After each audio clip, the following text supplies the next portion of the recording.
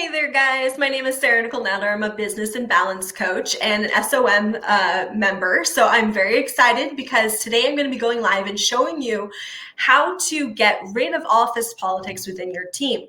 Now, if you're a business owner, but you don't already have a team or you have no company whatsoever, then you might want to just keep scrolling because this probably won't be a useful training for you. But if you have a team or you're in the process of hiring one for the first time and you're a business owner, you'll definitely want to stick around because I have some awesome training for you guys today.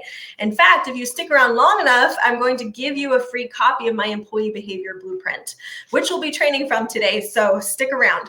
As I said before, my name is Sarah. I've been a business and balance coach for 4 years full time now. I worked prior to that as a business consultant in a corporate firm. So I definitely have been around business for a very long time. In fact, I started my first business when I was 14 years old. It was just a little side hustle cleaning houses for my parents' friends. And when I was 17, I decided to turn it into an actual business. And funny enough, it was a very stressful time for me inside my family. I ended up having to support my family financially during that process. And over the course of 6 months, I turned my tiny little side hustle into a steady 5-figure business at the age of 18. So one of the things that was interesting at that time, actually, just as an anecdote, is my mom shows up at my doorstep one day. Like I said, my family was going through some stuff at the time. And she hands me my baby sister. Okay, my sister was less than a year old at the time. She goes, "I can't take care of her right now," and flies out of the country the next day. Okay, so here I was, 18 years old, in my own apartment with a baby that was not my own. So I was basically a mompreneur for a short time there. I had my sister for about 6 months. We celebrated her first birthday together. And during this whole time, I was building my very first business. So you can just imagine I was not in a very good headspace at that time. It was really stressful and I burnt out pretty quickly. So the second time I went to go build a business, I knew a ton more about business. I had worked in a nonprofit organization for over 10 years by the time I built my second business. So I really knew what I was doing in terms of HR. I knew how to take these volunteers who, right? The problem with nonprofit is you don't always get to choose who you work with, right? Because they're volunteers, you're not hiring. So I had to learn how to take this volunteer and make them into a dedicated team member, right? So that process I learned over the course of 10 years really served me very well when I went to build my second business, which I built successful wedding professional business and sold that at the beginning of 2020. So anyway, I built and sold businesses myself. I know what I'm doing when it comes to building a team. And I wanted to share with you guys my 5 top tools today for how to turn your toxic company culture into a culture that makes you really love to come to work. Or if you don't have a team at all, these are going to be really good trainings for you because I'm going to show you how to actually build a good team from the ground up. Okay. So let's dive in. The very first tool I want to show you guys is a really awesome company policy that I put in place. This is my go-to tool for when I notice that a company is toxic. Okay, so if a business owner comes to me, you come to me and you say, "Hey, I have office politics going on in my company. I've got employees who aren't meeting expectations. I got team members who are not making their quotas. They're not listening. They're not being coachable. They're not doing what I tell them to do." This is the very first thing, the very first tool I reach for. And you're going to find it, like I said, inside the employee behavior blueprint. If you guys want a copy of that, just comment below this video, comment the word culture, and I will make sure you get a copy of this workbook, okay? But this is the very first thing I do is I implement this as a company policy or a team policy. If you're an MLM, that's okay too. This is going to still apply to you. So listen to this, okay? These are a couple bullet points that go in this company policy. The first one says, always contribute to an atmosphere of warmth, cheerfulness, friendliness, caring, and competence. That becomes our company policy. Okay, that's how we act towards each other. That's how we act towards the clients, right? If you're an MLM, this is a team policy. We don't want anybody on our team who isn't willing to sign this policy, okay? Bullet point number 2, consistently conduct yourself in a manner that befitting a professional person. Again, we want to act professionally. Don't treat your business like a hobby. Treat it as a business and make sure your employees do the same, okay? Number 3, through attitudes and actions, work to affect smooth daily operations. Anticipate problems before they begin. We want people showing initiative, right? And work with appropriate individuals to resolve problems early on.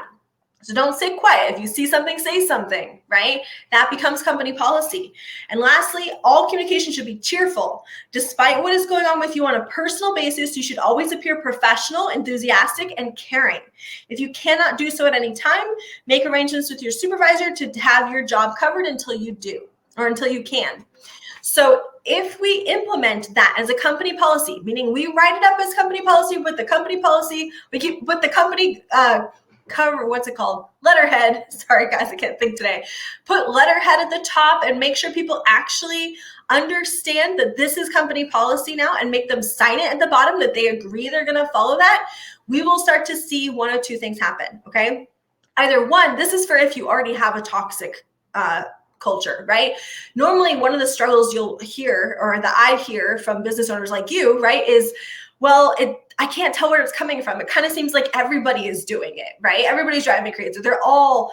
So usually when we implement this policy, one of two things will happen. Either one, suddenly most people die down and stop being so toxic or stop engaging in office politics, but there's like one person and we realize that they've been causing it all along. We can just fire them, get rid of them, get them off the team, right? And all of a sudden the team starts to come back to life.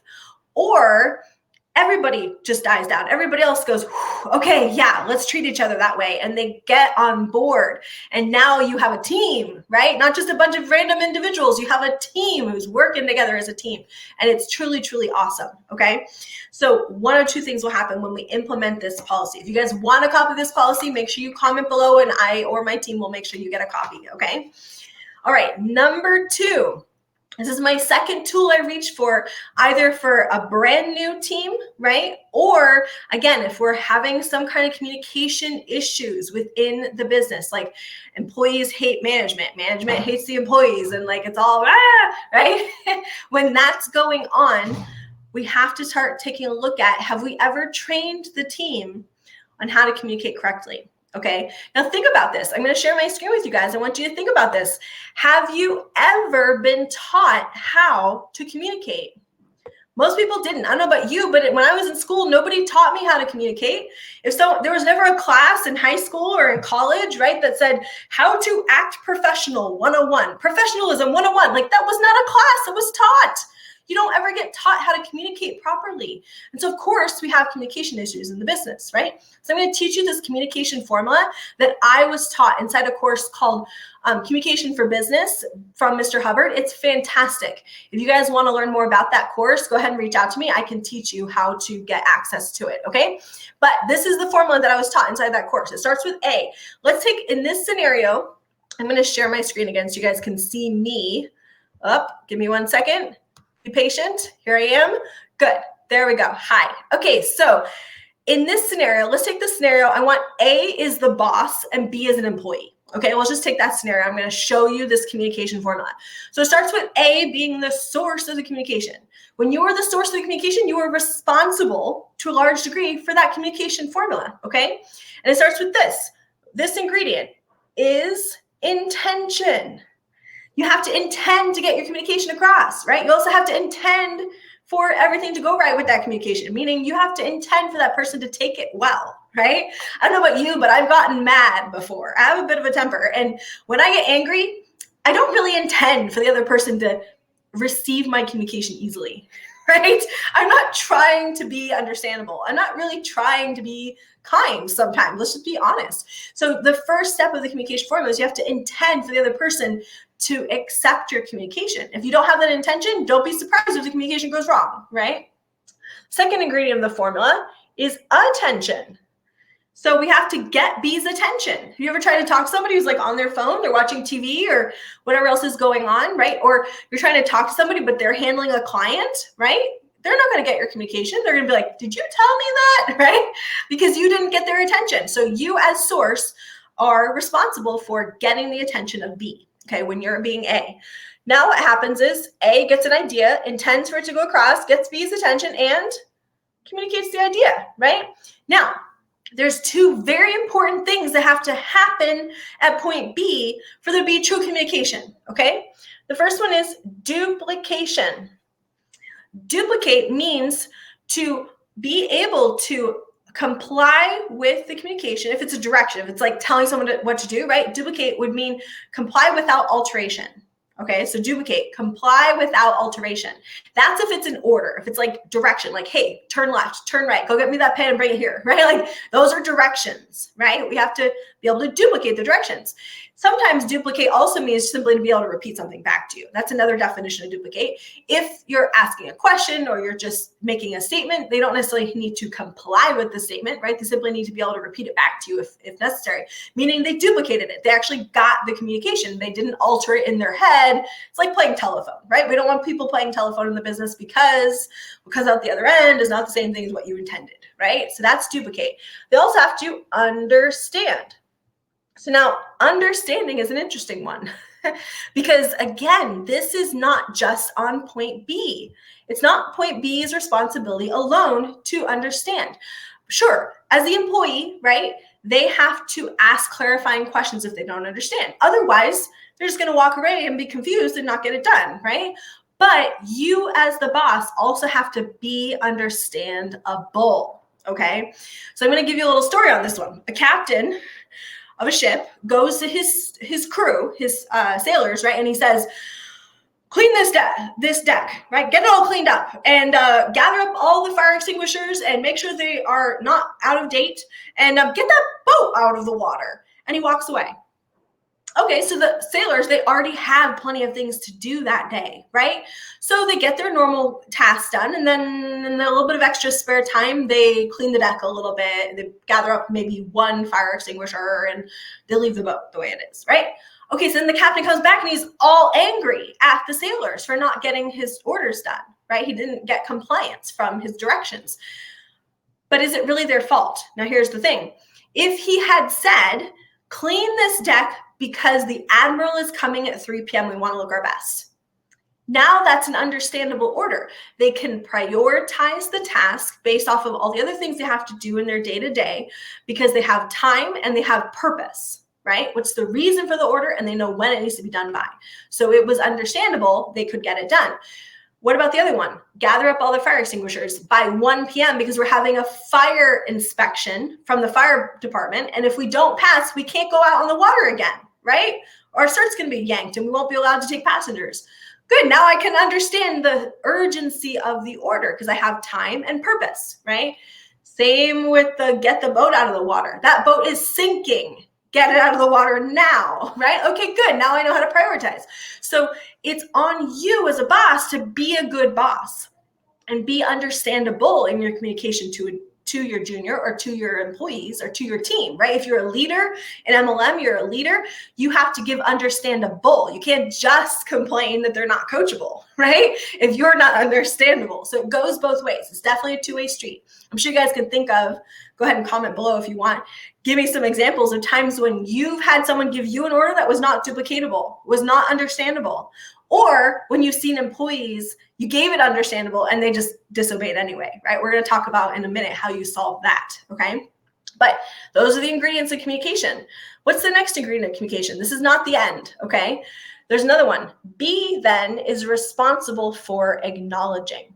So acknowledge means to make someone feel heard and understood. I don't know about you, but when I'm talking to my husband and he does something that pisses me off, sometimes he has to apologize like 5 times before I actually feel heard and understood.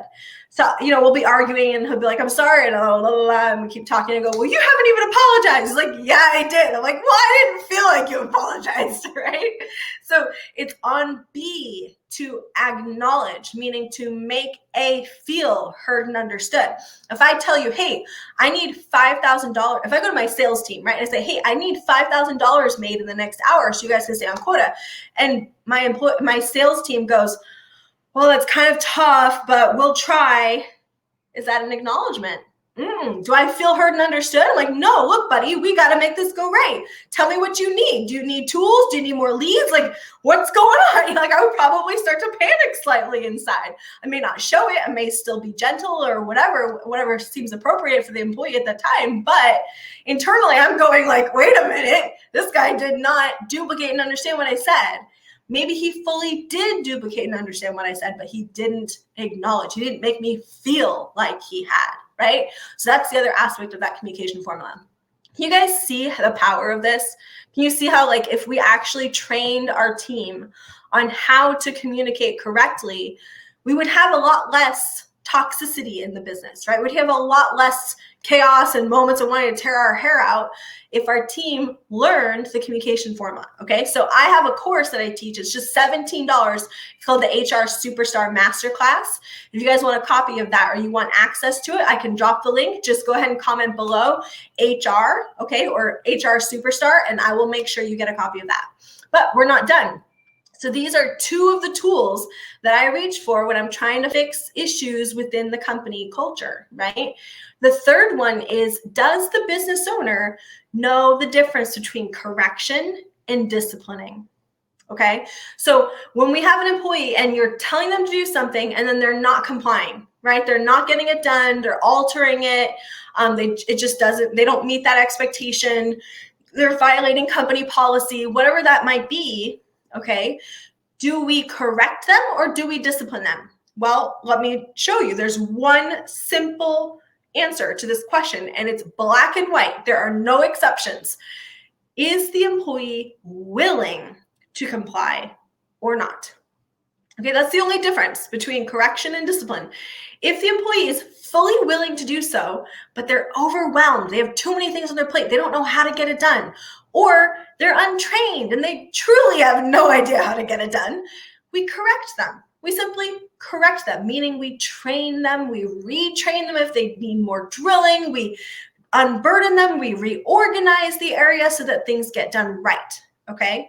If the person is unwilling to do it because they're too busy slacking off, they're too busy being office politicky and gossipy and chatty with other employees, they're not willing to meet the expectation, there's a lack of willingness, then we discipline them.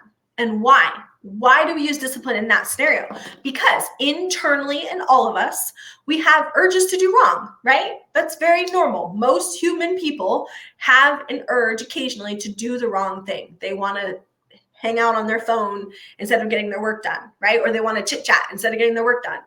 That urge to do wrong is right here. The purpose of discipline, when it's used correctly, is not to squash the person. It's not to make them wrong. It's not to hate on them and judge them and stuff like that. Its only purpose is to make the external pressure to do right be greater than the internal pressure they have to do wrong.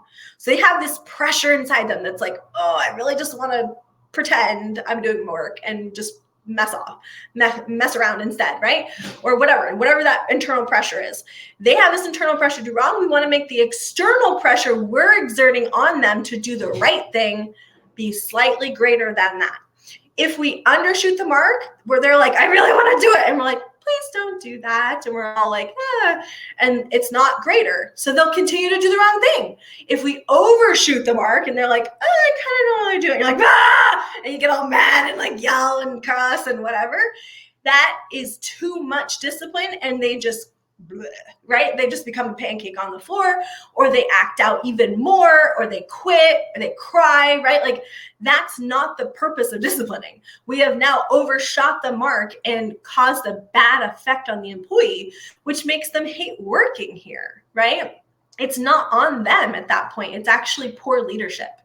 Okay, so I'm going to show you how we do this correctly in just a minute, but that's the first thing you have to understand as an employer is being a good boss or being a good leader in your team, if you're an MLM, right, has a lot to do with understanding the difference between correction and discipline. And the only difference is, was the employee willing to do it? Okay. So that's very important to know. Now, when we get that resistance, like let's say you're telling your team to do something, they're not being coachable, right? Or you're telling them to get something done and they're resisting in some way. They're kind of being back sassy, or they get snide, belligerent, or just, and then they do nothing, right? Like whatever the circumstances, there's really 3 reasons that could be happening. And if we don't assess which of the 3 it is before we act, we're likely going to use the wrong tool and we're going to mess it up. Okay, this is again where poor leadership comes into play. You have to know what these 3 reasons are, the 3 possible reasons for resistance, and you have to be able to correctly diagnose which of the 3 it is in order to apply the right tool. Okay, So let's take a look at these 3 different rules, the 3 different reasons why you might be getting resistance to a direction, right? You're trying to coach your team, or if you're a boss, you're trying to get employees to get work done and they're resisting in some way, or they're just not getting it done, right? 3 reasons. Reason number 1, they could be overwhelmed. Maybe they already have too many things on their plate and now you're trying to pour more on their plate. And just like any other good old human being, they're going to resist that, right? Because they know they're overwhelmed. And if they're overwhelmed, that's actually on you, right? It's on you for not correctly assessing that this person was not the right person for the job, or it's on you for not organizing things correctly so that they have a reasonable expectation of work, right? If we set that bar at like 150% all the time, that's unreasonable, right? It's not logical to expect someone to be able to do that, operate that way all the time, right? So you have to, first of all, be setting proper expectations, and we have to be not overburdening people, right? That's the first reason we could be getting resistance. The second reason we could be getting resistance is because they are untrained. They want to do what you're trying to get them to do, but they don't know how, right? Which either means we hired the wrong person again, right? Or we onboarded the wrong team member, like they don't have this skill set to do this, or we didn't train them properly, right? If you hired the person, they said they were an expert, but they're really not, fire them, right? If you hired the person saying, hey, we have on-the-job training, and then you don't actually train them, or you train them once, but you don't really help them drill it to perfection, right? I always try to drill my team to the point where they can do it perfectly 5 times faster than they're probably going to need to do it. Once they have that level of skill, then when they have to do it, and then there's also an incoming call, or there's also a bunch of emails coming in, now they're so good at it that they don't have to think about it. If they're having to think about what was the next step, they're not well drilled enough. They're not well trained enough. And that's on you as their boss. It's on you as their team leader, not on them, right? So that could be the second reason they're getting resistance, is because they're not well trained. Or 3, we could get resistance because they're not willing, which means they need to be disciplined. So let's look at these 3 for a second though. The correct tool for number 1, right? If the person is overburdened, the correct tool is to reorganize, okay? Help them with time management, redistribute the duties so they're more evenly amongst your team, hire somebody else if there's more people, right? Or whatever, like there's a million different ways we can reorganize, but that's usually the tool, is reorganize. If they're overburdened, we got to reorganize. If they're untrained, we got to train them. That's simple, right? Or retrain them or drill them better so that they can do it without thinking, right? If they are unwilling, we discipline them. What happens if the person's overwhelmed and we try to discipline them? Wrong tool, right? Wrong tool. So they're going to get squashed. They're going to be like already overwhelmed. Now you're getting mad at them for it.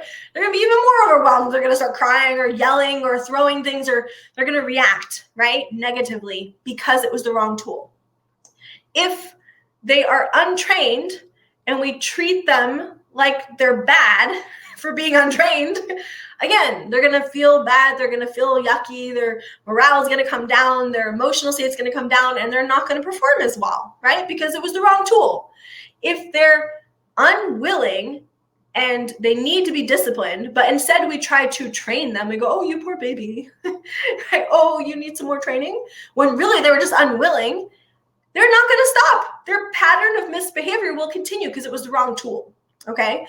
So this is super important to be able to diagnose which of the 3 reasons it is and apply the right tool to it. And again, if you guys want more tools for how to do that and how to spot it correctly, go ahead and ask, and I will make sure you get a copy of this workbook, okay? All right, the last tool that you need in order to fix a negative, toxic company culture, or to build a good company, good team from the ground up, right, that you don't get lots of misbehavior, is you need to learn how to discipline correctly. Okay, so now we've determined it really is discipline. That's the right tool to apply, right? Now, how do we do it? How do we do it correctly? So let me share my screen. Give me 1 second. I need some wait music. Right? Okay, so I call it doing baby steps up the staircase. So let's take a look here. Remember, I said the only purpose of discipline is so that the external pressure to do right is greater than the internal pressure to do wrong, right? If their internal pressure to do wrong is bigger than your discipline, they're not going to change their pattern of behavior.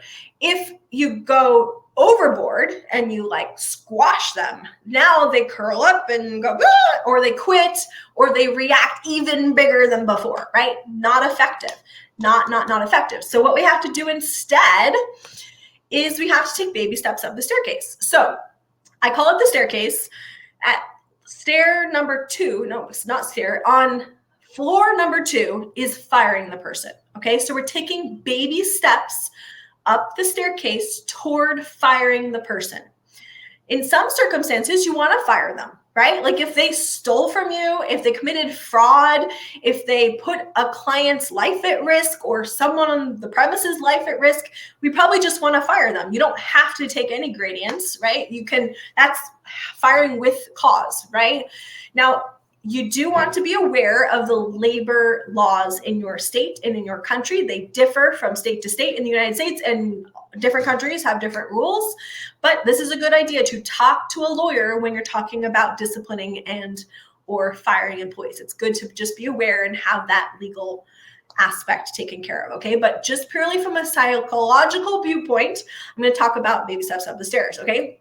So the first thing we can do is let's take the scenario of an employee who's doing something that's not dangerous to the company necessarily. It's simply irritating to you. Okay, this is a great example. So maybe the person's being late like by 1.5 minutes or something. It's not really putting the company at risk, but it drives you crazy and it sets a bad example for employees, right? So if they're doing something that's simply irritating to you, we're trying to change a pattern of behavior. How do we do it? The first step, okay, is you have to be willing to arrive at the top of the stairs. If you are not willing to fire them over it, don't discipline them for it. Let me repeat that. If you're not willing to fire them over it, don't discipline them for it. Because otherwise you're just making empty threats, and they know you're making empty threats, and they lose respect for you. And that respect that they have for you is the only reason why they get stuff done. Okay. When you tell them to do something, they only do it because they respect you. So if you're going to do something that's going to cause them to lose that respect, you're going to only make the situation worse. Okay. So you have to be willing to fire them, but we don't necessarily want to fire them right away if it's something that's only a little bit irritating and they're otherwise a good employee. So how do we handle this? Well, we're going to start out with a verbal warning. And we want this first verbal warning to be quite friendly. So the person comes in a little bit late and you go, hey, we actually have a company policy against being late. Please don't do that again.